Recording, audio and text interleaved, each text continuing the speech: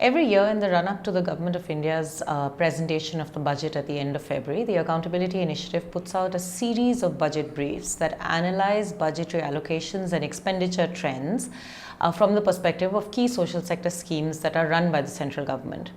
The objective of these briefs are twofold. One, to stimulate debate and discussion on social sector expenditures as part and parcel of the broader, wider debate that occurs on budgets at this time. And second, also to pursue a more focused conversation on the quality of public expenditure data that government puts out and makes available to its citizens. In keeping with this trend, this year, in February 2016, we published 4 budget briefs relating to 4 key schemes run by the Government of India.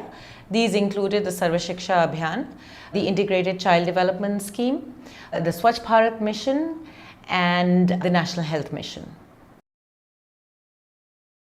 This year, our budget briefs were complemented by a more detailed analysis of state budgets.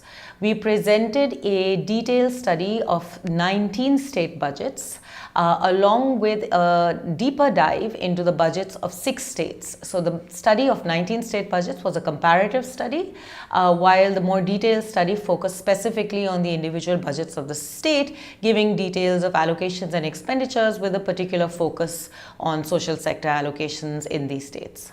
The reason for this focus is on account of a wider change in the fiscal landscape in India. This change was brought about by the Government of India's acceptance of the 14th Finance Commission recommendations in February of 2015, mandating a greater devolution of the divisible pool of taxes from the centre to states. Accordingly, state governments now have greater flexibility over spending, but at the same time, the quantum of money that the centre used to devolve to states in the form of centrally sponsored schemes, particularly meant for financing social sector programs, saw some reductions.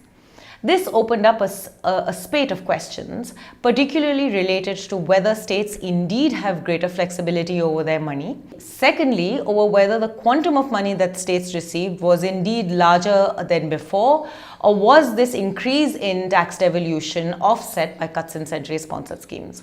Our budget briefs analyze precisely these questions, particularly focusing on what the effects of the 14th Finance Commission recommendations have been on state-level investments in social sector programs.